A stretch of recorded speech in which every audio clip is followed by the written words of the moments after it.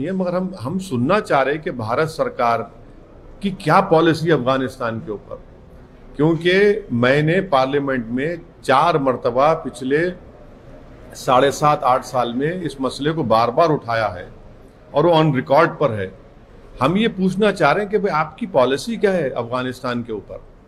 तो हम उम्मीद करते हैं कि government of India AIMIM party को भी इस ऑल पार्टी मीटिंग में इनवाइट करेगी। तालिबान को लेकर के आपका क्या रवैया है? अरे मैं आपसे कह रहा हूं ना भाई, सुनिए प्रसाद साहब, जैसे कि जैसे मोहम्मद है, ISI है, सभी लोग सक्रिय हो जाएंगे और अपने लिए काफी खतरनाक। प्रसाद साहब, आप तो मेरे मुंह के अल्फाज छीन लिए। यही तो हम सुनना चाह रहे प्रधानमंत्री से। यही तो मोदी सरकार को बोलना पड़ेगा कि बीजेपी की गवर्नमेंट भारत में है, उनकी पॉलिसी क्या है इसके ऊपर, वो बताए ना। वही नहीं पूछना चाह रहे। भारत का प्रधानमंत्री तो मैं नहीं हूं ना। ये सवाल आपका बहुत सही है। ये भारत के प्रधानमंत्री, उनके सरकार को इस सवाल का जवाब देना पड़ेगा। आपके सवाल बड़े बुनियादी हैं। नहीं, अरे भाई, मैं प्रधानमंत्री तो मैं नहीं हूं ना। अरे देखिए, तालिबान के बारे में बोलिए कि वो टेररिस्ट ऑर्गेनाइजेशन है या नहीं। भारत सरकार की पॉलिसी क्या हम सुनना चाह रहे हैं। जहां तक तालिबान के लीडरशिप जो है, उसमें से जो टॉप 10 में से कई लोगों को यूनाइटेड नेशन ने अपने रेजोल्यूशन से उनको टेररिस्ट करार दिया है। अब उनको डिडेजिग्नेट करना पड़ेगा। तो भारत सरकार अगर आएगा तो करेगी नहीं करेगी, मेरा सवाल आपसे, क्योंकि आप मोदी सरकार की तर्जुमानी कर रहे हैं।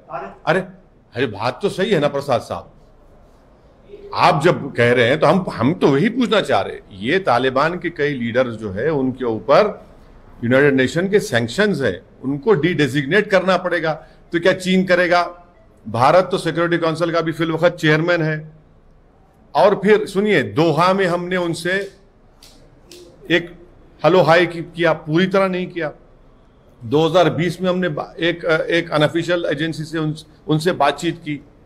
यही तो हम जानना चाह रहे कि आपकी क्या पॉलिसी है। प्रधानमंत्री ने, सुनिए, प्रधानमंत्री ने काबुल जाकर आपके 10 चैनल पर दिखाया गया कि गनी के साथ आपने पार्लियामेंट का उद्घाटन किया और भारत के प्रधानमंत्री ने स्पीच भी दी। वो पार्लियामेंट में अब क्या होगा? 700 करोड़ की पार्लियामेंट है। $3 बिलियन का इन्वेस्टमेंट हमने रिकंस्ट्रक्शन में किया अफगानिस्तान में। वो $3 बिलियन का क्या है? क्या हुआ? क्या देश जाना नहीं चाहेगा? सलामा डैम हमने बनाया, वहां के बच्चों को स्कॉलरशिप दी, छाबार पोर्ट का मामला है। ये तो सब सुनना पड़ेगा ना, उनसे ही सुनेंगे। मोदी जी इतना अमेरिका के करीब हो गए थे, वही अमेरिका सब बंद बहा के भाग गया। हमारे 4 कॉन्सुलेट थे, क्यों बंद हो गए बताइए? एक एम्बेसी के साथ कौन जिम्मेदार है उसका? क्यों नहीं हमने जाने से पहले एयरपोर्ट में एक रूम क्यों नहीं लिया हमने, जो दूसरे सरकारें कर रही हैं? यही तो सवालात हैं जिसका जवाब हम चाहते हैं प्रधानमंत्री से। वो प्रधानमंत्री है ना, उनको बताना पड़ेगा देश को कि $3 बिलियन भारत का पैसा वहां पर सर्व करने के बाद ये सब क्या हुआ। आप कह रहे हैं कि आपने पहले सरकार को बताया था कि हमको बातचीत करनी चाहिए। नहीं, मैंने किस तरह से सुनिए, मैंने पार्लियामेंट में ये सवाल उठाया था कि क्या आप ये करेंगे, आपकी पॉलिसी क्या है? आपने जवाब नहीं दिया।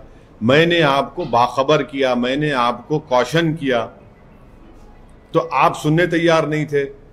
आज वो हकीकत बन चुकी है ना। भारत किसी से नहीं डरता, ना डरना चाहिए। क्यों डरना चाहिए? क्यों डरना चाहिए हमको? मुल्क है, हमें कंट्री है, डरने की क्या बात है? चीन और पाकिस्तान एक हो गए। अरे भाई डरने की क्या बात है? कोई हो जाए, एक हो जाए, हम अगर हम एक हो गए तो 100 एक हो जाए, क्या करेंगे? डरने की बात नहीं है। ये बात बिल्कुल सही है कि तालिबान पाकिस्तान से बहुत करीब है, इससे कोई डिनाई नहीं कर सकता। तालिबान पाकिस्तान से बहुत करीब है, कौन डिनाई करेगा इसको? सब कुछ सारी दुनिया के हर सिक्योरिटी एक्सपर्ट्स कह रहे हैं।